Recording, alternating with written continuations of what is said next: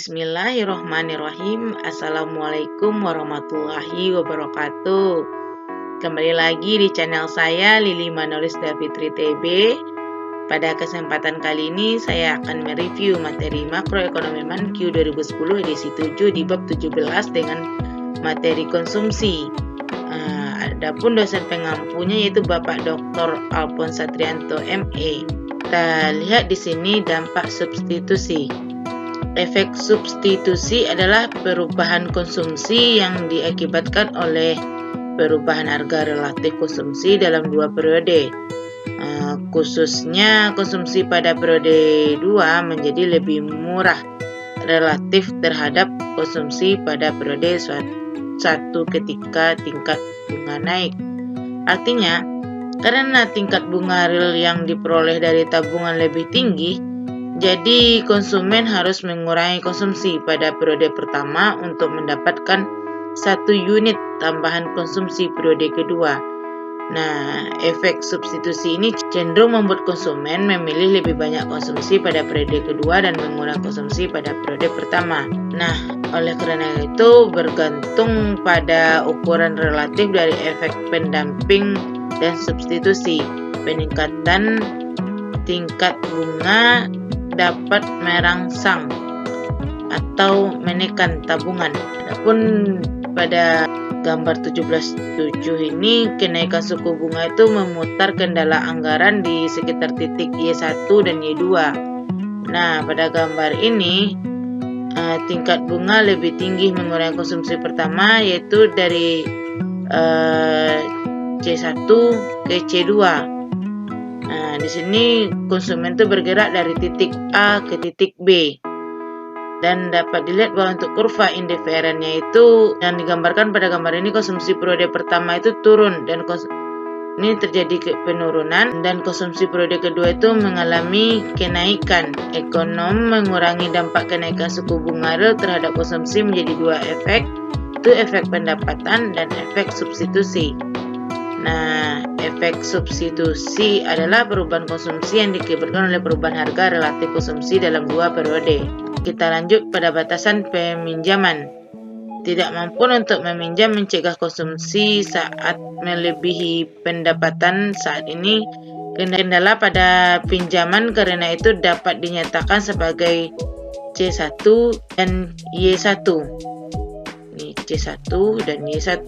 Batasan tambahan pada konsumen ini disebut batasan pinjaman atau batasan likuiditas. Nah, gambar 78 ini menunjukkan bagaimana batasan pinjaman ini membatasi rangkaian pilihan konsumen.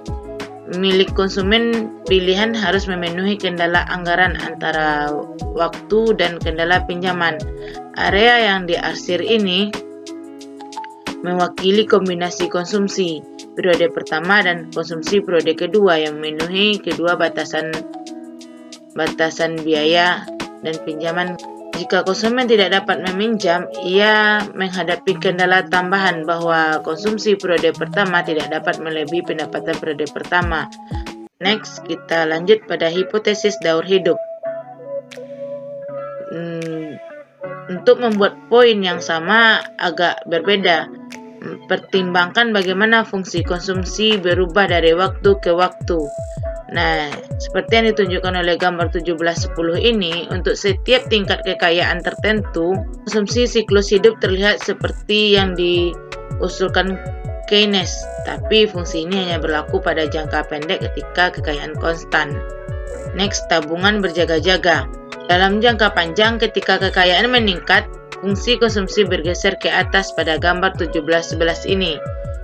Dapat dilihat di sini terdapat pergeseran meningkatnya dari AW1 ke W2. Pergeseran ke atas ini mengubah kecenderungan mengkonsumsi rata-rata agar tidak jatuh ketika pendapatan itu meningkat. Lanjut pada hipotesis pendapatan permanen. Dalam sebuah buku yang diterbitkan pada tahun 1957 oleh Milton Friedman, mengajukan hipotesis pendapatan permanen untuk menjelaskan perilaku konsumen. Hipotesis pendapatan permanen Friedman melengkapi hipotesis siklus hidup Modigliani. Keduanya menggunakan teori konsumen Irving Fisher untuk menyatakan bahwa konsumsi seharusnya tidak hanya bergantung pada pendapatan saat ini, namun tidak seperti hipotesis siklus hidup yang menekan bahwa pendapatan mengikuti pola yang teratur sepanjang hidup seseorang. Tesis pendapatan permanen menekankan bahwa orang mengalami perubahan acak dan sementara dalam pendapatan mereka dari tahun ke tahun. Next kita lihat pada pendapatan permanen, itu bagaimana dari penghasilan orang yang orang harapkan akan bertahan di masa depan. Pun contoh yang menunjukkan bahwa berbagai bentuk pendapatan memiliki tingkat resistensi yang berbeda. Pendidikan yang baik memberikan penghasilan yang lebih baik secara permanen, sedangkan cuaca yang baik bahwa memberikan penghasilan yang lebih tinggi untuk sementara. Friedman beralasan bahwa konsumsi harus bergantung terutama pada pendapatan permanen, karena konsumen menggunakan tabungan dan pinjaman untuk memperlancar konsumsi dalam menanggapi perubahan sementara dalam pendapatan. Di sini pendapatan permanen Friedman menekankan bahwa individu itu mengalami fluktuasi permanen maupun sementara dalam pendapatan mereka, karena konsumen dapat menabung dan meminjam, dan karena ingin meratakan konsumsinya tidak banyak merespon pendapatan. Kita lanjut pada pendapatan transitori. Pendapatan transitori adalah bagian dari pendapatan yang tidak diharapkan orang persis. Namun, beberapa variasi pendapatan ini berasal dari komponen transitori, dan rumah tangga dengan pendapatan transitori yang tinggi tidak memiliki konsumsi yang lebih tinggi. Oleh karena itu, para peneliti menemukan bahwa rumah tangga berpenghasilan tinggi rata-rata kecenderungan konsumsi yang lebih rendah.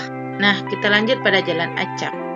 Yang terakhir, ekonom Robert Hall adalah orang yang pertama yang menurunkan implikasi ekspektasi rasional terhadap konsumsi. Dia menunjukkan bahwa jika hipotesis pendapatan permanen benar dan jika konsumen memiliki harapan yang rasional, maka perubahan konsumsi dari waktu ke waktu tidak dapat diprediksi. Ketika perubahan dalam suatu variabel tidak dapat diprediksi, variabel tersebut dikatakan mengikuti jalan acak. Menurut Hall, kombinasi hipotesis pendapatan permanen dan ekspektasi rasional mengimplikasikan bahwa konsumsi mengikuti jalan acak. Jalan acak hipotesis Hall menggabungkan hipotesis pendapatan permanen dengan asumsi bahwa konsumen itu memiliki ekspektasi rasional tentang pendapatan di masa depan. Ini menyiratkan bahwa perubahan konsumsi tidak dapat diprediksi karena konsumen itu mengubah konsumsi mereka hanya ketika mereka menerima berita tentang sumber daya seumur hidup mereka. Terima kasih atas perhatiannya. Semoga materi ini dapat dipahami dan bisa membantu kawan-kawan dalam teori ekonomi makro. Saya akhiri dan sampai jumpa di channel saya yang berikutnya. Atas perhatiannya, Assalamualaikum warahmatullahi wabarakatuh.